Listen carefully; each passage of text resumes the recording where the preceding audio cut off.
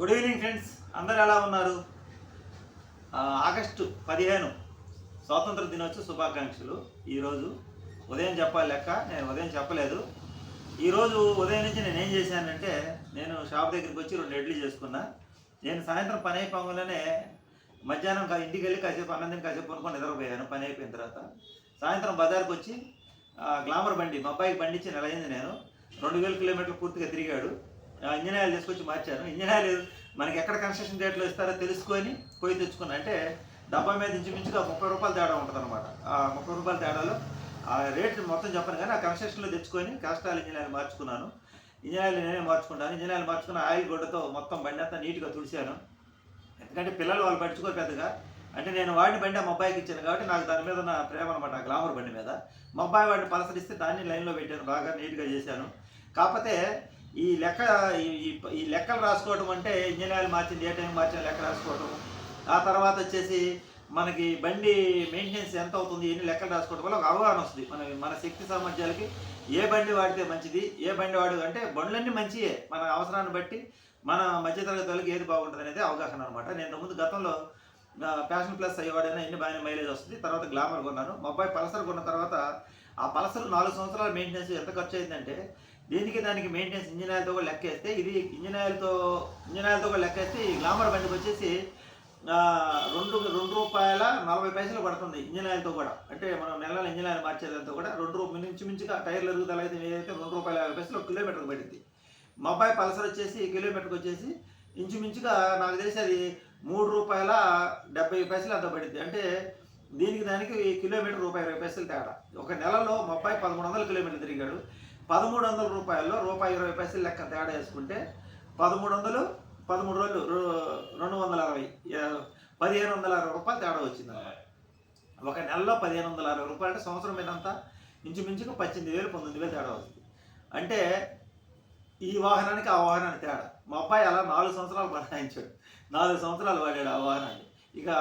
ఇంకా ఇప్పుడు బడ్జెట్ లెక్క వేసుకొని గ్లామర్ బండి తీసుకెళ్ళాడు. ఇప్పుడు నేను చెప్పాను కదా మొన్న, అలా గ్లామర్ బండి ఈ లెక్కలు రాయటం వల్ల నాకు ఈ లెక్కలని దేని అనమాట. ఇంచుమించుగా పల్సర్కి దానికి కిలోమీటర్కి సర్వీస్ ఛార్జీలు అయితే ఏదైతే ₹3.70 అయితే మెయింటెనెన్స్, దీనికి కిలోమీటర్కి వచ్చేసి ₹2.50 అయితే. ఇంకా టైర్లు అరుగుదల, ఈ ఇంజిన్ ఆయిల్ సర్వీస్ ఛార్జీలు, అప్పుడప్పుడు రిపేర్లు మొత్తం కలిపి నేను చెప్తాను అన్నమాట లెక్క. ఇది అవగాహన.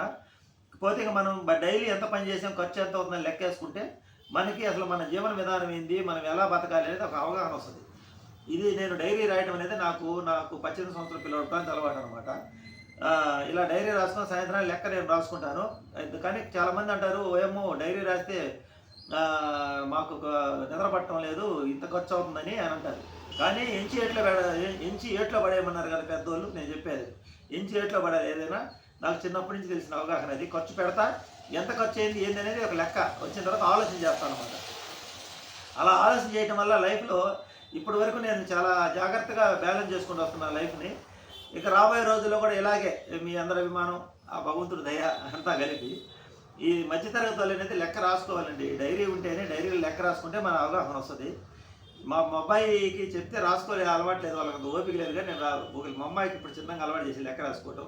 ఇలా లెక్క రాయడం ఏంటంటే మనకు అవగాహన అంచనా వస్తుంది, జీవితం ఏందనేది, ఎలా బ్యాలెన్స్ చేయాలి, ఏదైనా సమస్య వచ్చినా అనేది. అలా లెక్క రాసుకోవడం వల్ల మనకి అలాంటి అవగాహనలు అయితే వస్తాయి. అందుకు లెక్క రాసుకోమని చెప్పేది నేను.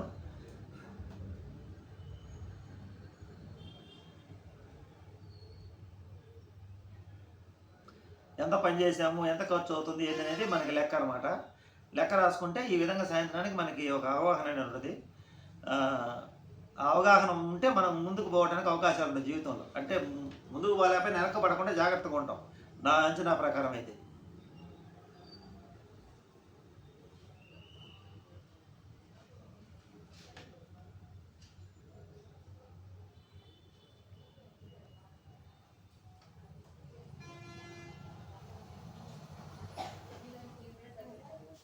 మనకైతే ఈరోజు ₹850 వర్క్ అయితే జరిగింది. వర్క్ అయితే ఏదైతేనే ఎదురు షాపులు ఏమి లేకపోయినా మన నిశ్శబ్దంగా ఉంది, చూశారు కదా బజారు.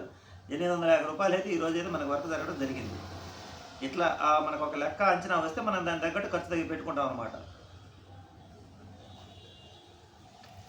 అది ఈరోజు నేను చేసింది. మధ్యాహ్నం నుంచి వచ్చి సాయంత్రం వచ్చి మా అబ్బాయి బండి ఇంజిన్ ఆయిల్ మార్చి బండి శుభ్రంగా తుడుచుకొని నీట్గా శుభ్రంగా తుడిచాను బండి.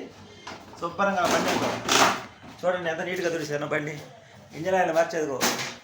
ఇక మా అబ్బాయి అట్టా పట్టించుకోండి, ఇంక నేనే మెయింటైన్ చేస్తాను. అంటే మనం వాడే బండి కదా, అదంతా మార్చి ఇంజన్ ఆయిల్ అంతా మార్చి బండి అంతా నీట్గా తుడిచి పెట్టుకున్నా. చూశారు కదా, ఇది ఈరోజు నేను ఉదయం నుంచి సాయంత్రం దాకా చేసిన పని అయితే ఏదైతే. ఇప్పుడు ఇంక పోతా ఇంటికి పోతా పాల ప్యాకెట్ అయితే తీసుకొని పోవాలి.